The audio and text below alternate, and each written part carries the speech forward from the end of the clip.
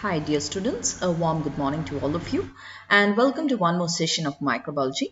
Today we are going to talk about the Archaebacteria. As the term implies, Archaebacteria, archae mainly indicates the primitive, and primitive bacteria that's what we are going to learn today. Now what are the features of these Archaebacteria and how have they been originated? If you go to consider the all organisms which we have on this earth, you can see that we have a concept that they all have been originated from a universal ancestor. And among these organisms, some of the organisms have a prokaryotic nature or which do not have a true nucleus, and they are being included under the domain bacteria. And yet other, we do find that there are some organisms there are certain bacteria uh, which are having primitive nature, but they are not, which are dissimilar from the bacteria, but they are the primitive ones. They are being included under the domain Archaea. And finally, we have the eukaryotes, which are having a eukaryotic nucleus in nature. Now, today we're going to talk about a brief outline about the Archaebacteria and what are the specialities of these. If you go to look onto Archaebacteria, they are the ones which can withstand the extreme environments of the primitive earth. It could be extremes of temperature, extremes of salinity, extremes of cold, or extremes of sometimes even high gas concentrations like gases which are being toxic. They could withstand all them. And there are different forms of them. They can either occur in different shapes like in cocci, rods, or probably different branched shapes, or they can also be in square shaped and all that. So there are different types of Archaebacteria, and some of the members have been shown and depicted in this picture. Now you have Methanococcus, which could which have been found to be methanogens and all that, or there could be Methanosarcina, or there could be Methanobrevibacter, or Thermoproteus, or square-shaped bacteria like the Wolfsbee's square-shaped bacteria and all that. So that different forms of Archaebacteria are there, and they do remember that they withstand the extreme environments of the primitive earth. Now, if you go to consider the Archaebacteria, they do not, they either stay gram positive or they are being found to be gram negative. And this staining it's not correlating with a particular cell wall structure. That is, you cannot say that always they will be found to be gram positive or gram negative, because they have a different type. So you cannot probably say that their staining properties is correlated with their cell wall structure. If you go to compare the bacterial cell and a archaeal cell, okay, they do have different types of variations, and that's what we are going to deal with. Archaebacteria, if you go to consider the plasma membrane, you can see that, as we know, the plasma membrane in the case of bacteria, it is made up of a phospholipid bilayer, and we do have hopanoids in the case of bacteria, instead of the cholesterol which we have in the humans. So in the bacteria, we have ester-linked phospholipids and hopanoids, which form a lipid bilayer, and some of the bacteria do have sterols. And in the case of Archaea, glycerol diethers, they form the lipid bilayer, and glycerol triethers, the glycerol tetraethers can form the lipid monolayers. So the plasma membrane itself has been found to be different in the case of bacteria and Archaea. And if you go to consider the cell wall, which has been outer to the plasma membrane, the peptidoglycan has been present in all the bacteria, nearly all of the bacteria, but some do lack cell walls. As we know, you have some members which do not have the cell wall also in the case of bacteria. But in the case of Archaea, they have a diverse range Okay, and peptidoglycan is always absent, and some of them do contain an S layer and others combine with the S layer with polysaccharide or proteins or both, and some do lack a cell wall.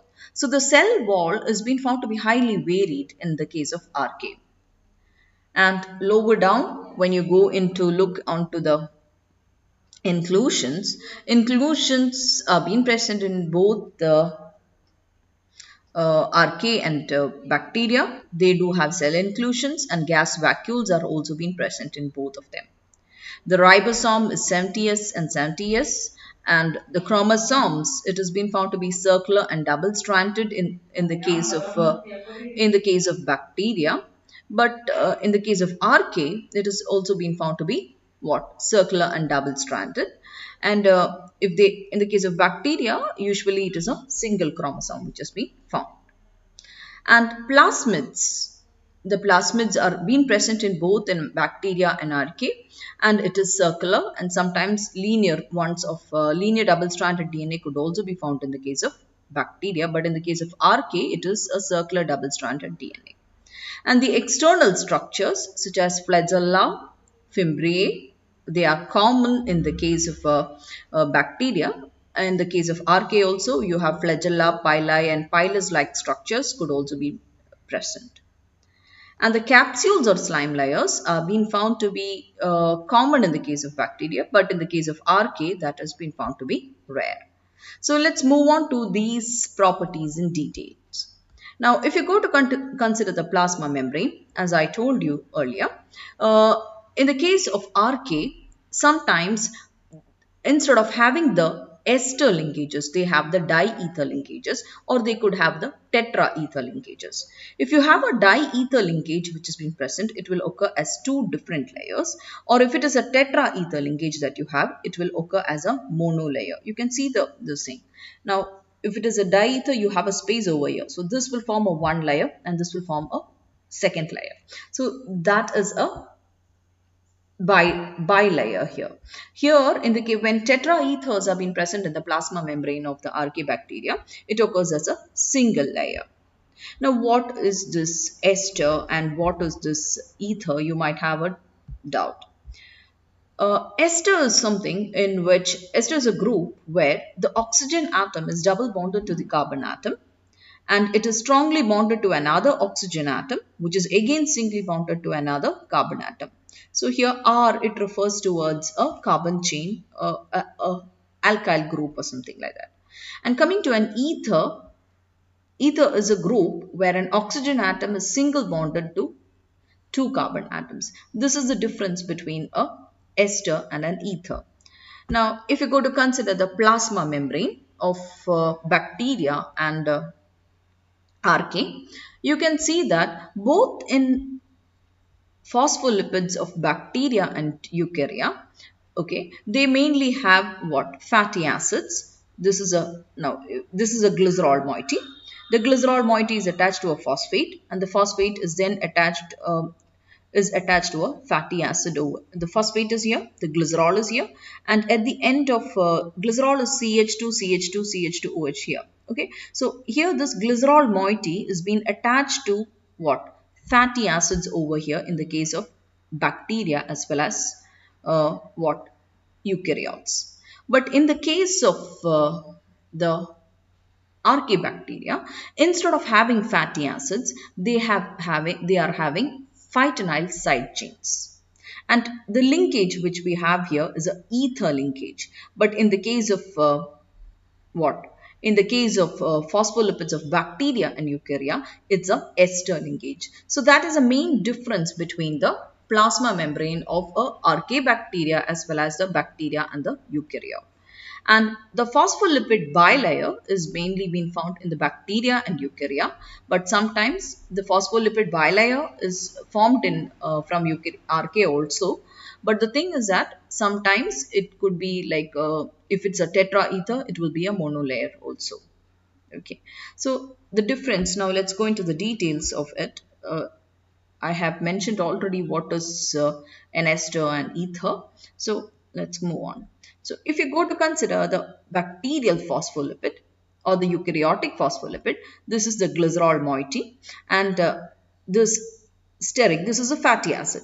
So you have a glycerol moiety, you have a phosphate moiety over here, and this glycerol is linked to the fatty acid here. Now, for example, stearic acid, which has been shown here, there is a ester bonding over here. That is C double bond O is there. Okay, now if you go to look onto the Archaea, in the case of Archaea, what happens is they are having here the glycerol is here, phosphate is here, and then an alkyl moiety is there, but it is a phytanol moiety. Okay, which is, it is not a what? It is not a, just look at this. This is a stearic acid, a fatty acid, which has been present over here. Instead of the fatty acids there, they are having a phytanol moiety. Now, this phytanol moiety is a repeated units of isoprene derivatives. That is a 5-carbon compound. See, this is a, this is a 5 isoprene moiety. This isoprene moiety has been repeated several times to form the what?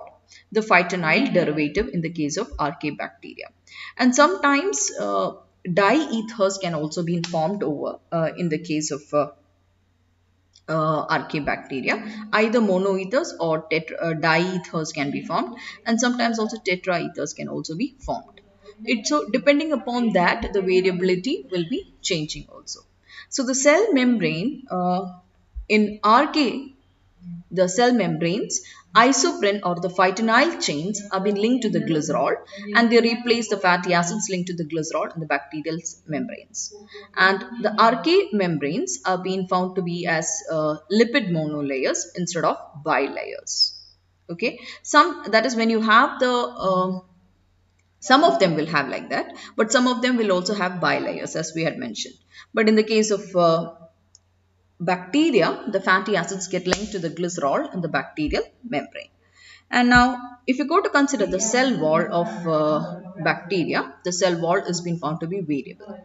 Methanobacterium and some other methane generating archaea have cell walls containing pseudomurin, which is a peptidoglycan-like polymer and has L amino acids instead of the D amino acids in the cross-linkage N-acetylmuraminic acid instead of N-acetylmuramic acid, and beta-1,3 glycosidic bonds instead of the beta-1,4 glycosidic bonds. So the cell wall is being found to be highly variable in the case of Archaebacteria. Some of them have pseudomurin, and some of them, like you have methanosarcina and the salt-living halococcus, they contain complex polysaccharides similar to chondroitin sulfate of the animal connective tissue. So you cannot generally speak about the cell wall of the Archaebacteria. Now this is a different variations of the cell wall of Archaebacteria. Some do have, like, in, you just notice that it has been found to be variable. Some of them have cytoplasm, plasma membrane, and the S layer or the slime layer, and some of them do have, outside of that they have a protein sheath, and some of them outside that could have methanochondriottin, or some just do have pseudomurin in between the S layer and this, and some have polysaccharides over them, and some of them have intermembrane component and the outermost membrane. So the basic concept that we have to say in the case of the archaeal cell wall is that the archaeal cell wall is being found to be highly variable, and it is not you cannot say a generalized picture for a archaeal cell wall because it has been found to be variable. So what you have to note is both archaea and bacteria, they are being found to be prokaryotic in nature, but the cell morphology is also being found to be variable, and the cell wall in the case of bacteria contains peptidoglycan, but in the case of archaea it does not contain peptidoglycan, and the cell membrane is a lipid bilayer in the case of bacteria. In the case of Archaea, it could be either a lipid bilayer or a lipid monolayer depending upon the type of Archaebacteria which we are talking about. And the plasma membrane lipids in the case of bacteria is being found to be composed of fatty acids in the case of bacteria, but in the case of Archaea, it has been made up of phytanyl groups which are formed by phytanide or the isoprenyl groups. And as a result, you must notice one thing, because these phytanyl groups are having side chains, and also it will enable the Archaebacteria to withstand or overcome the pressures which are being given by the primitive environment. Hope so you got an environment, got an overall of the Archaebacteria. With this, we come to an end of the session. Thank you.